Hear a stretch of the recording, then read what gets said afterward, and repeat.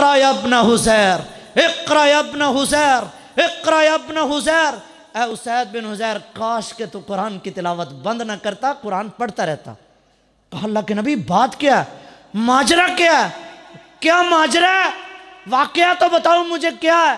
کہا تلک الملائکۃ دنت لصوتک، اے اسید بن حزیر، جب تو قرآن کی تلاوت کر رہا تھا اللہ کے آسمان سے تیرے اوپر فرشتے نازل ہو رہے تھے۔ اگر تو قرآن کی تلاوت کرتا رہتا، قرآن کی تلاوت تو کرتا رہتا، صبح کو لوگ فرشتوں کو دیکھ لیتے، اتنے عام ہو جاتے فرشتے۔ ان کے قرآن کس طرح انہوں نے پکڑا ہے، قرآن سے پیار انہوں نے کس طرح کیا ہے، کس طرح پیار کیا ہے۔ میرے بھائی، دنیا کے اندر کامیاب ہونا چاہتے ہو، آخرت کے اندر کامیاب ہونا چاہتے ہو، قرآن کو مضبوطی سے تھام لو۔ کبھی بھی آپ نقصان نہیں اٹھاؤ گے جب تک تمہارے پاس قرآن ہے۔ قرآن ہے، اس کا پڑھنا بھی باعث ثواب، اس کو دیکھنا بھی باعث ثواب، اس کا سننا بھی باعث ثواب، اس کا سنانا بھی باعث ثواب، اس کی تعلیم دینا بھی باعث ثواب۔ آج دنیا کی تعلیم ہمارے بچے حاصل کرتے ہیں، میں بڑا خوش ہوتا ہوں، میرا بچہ MSc کر رہا ہے، میرا بچہ BSc کر رہا ہے، میرا بچہ فرسٹ ایئر سیکنڈ ایئر کے اندر پڑھ رہا ہے۔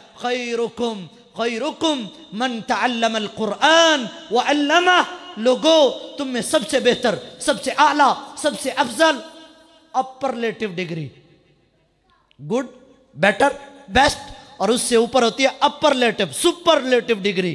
اوپر والی ڈگری میں وہ آدمی ہے جو قاری قرآن ہے، قرآن پڑھتا ہے اور قرآن پڑھاتا ہے۔ بس دو کام یاد کر لیں۔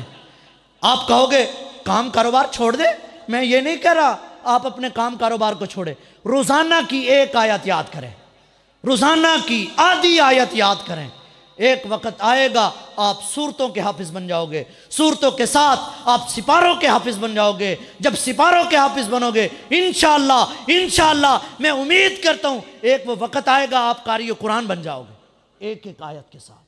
یہ نہیں کہتا کہ آپ پورا سپارہ پڑھو، ایک آیت، آدھی آیت زبانی یاد کریں اور سارا دن اس کو اپنی زبان پہ رکھے۔ تمہارے مال میں بھی برکت ہوگی، تمہاری جانوں میں بھی برکت ہوگی، تمہاری عزت میں بھی اضافہ ہوگا، تمہاری شان میں بھی اضافہ ہوگا۔ اور بڑے افسوس کے ساتھ، بڑے دکھی دل کے ساتھ اور بڑی تکلیف کے ساتھ یہ بات کر رہا ہوں، کیا ہم نے قرآن کو کیا سمجھا ہے جی؟ قرآن میرے گھر میں پڑھاؤ، سبز غلاف میں اور اوپر والی الماری میں رکھ دے، بس۔ انا للہ و انا الیہ راجعون۔ قرآن اٹھایا، ہفتے بعد اٹھایا، اسے مٹی صاف کی، چوم کے پھر واپس اوپر رکھ دیا۔ انا للہ، اس لیے نہیں تھا یہ قرآن۔ اور میرے بھائی، قرآن عمل کی کتاب ہے، پڑھو تمہیں ثواب ملے گا، ایک ایک حرف پہ 10 نیکیاں ملیں گی۔ وَكُلُّ حَسَنَةٍ بِعَشْرِ أَمْثَالِهَا، اور ہر نیکی میرا اللہ تبارک و تعالیٰ 700 درجہ تک، 10 درجہ تک، 1000 درجہ تک اللہ بڑھا کر ایک نیکی کو لکھتا ہے۔ باتیں تو میری لمبی نہ ہو جائیں، تو پہلا کام قرآن کی تلاوت، اپنے دلوں کے اندر یہ عہد بنا لے۔ صبح ہمارا آغاز فیس بک سے نہ ہو، بلکہ ہماری صبح کا آغاز تلاوت قرآن پاک کے ساتھ ہو، ہمارے رات اختتام قرآن پاک کے ساتھ ہو۔ 2 صورتیں ایسی ہیں جو آدمی ان 2 صورتوں کو پڑھتا ہے رات سوتے ہوئے، ایک سورہ ملک، دوسری سورہ سجدہ۔ جو آدمی ان 2 صورتوں کو پکڑ لیتا ہے، فرمایا نبی علیہ السلام فرماتے ہیں یہ دونوں صورتیں اللہ تبارک و تعالیٰ کے ہاں آ کر جھگڑا کریں گے، کہیں گے اللہ ہم تیرے قرآن سے ہیں، یہ ہمیں پڑھتا تھا، ہماری تلاوت کا اہتمام کرتا تھا، اللہ آج ہم تجھ سے سفارش کرتے، اللہ یہ پڑھنے والا، سورہ ملک کا اہتمام کرنے والا، سورہ سجدہ کا اہتمام کرنے والا، اللہ اس آدمی کو جنت الفردوس کا مالک بنا دے۔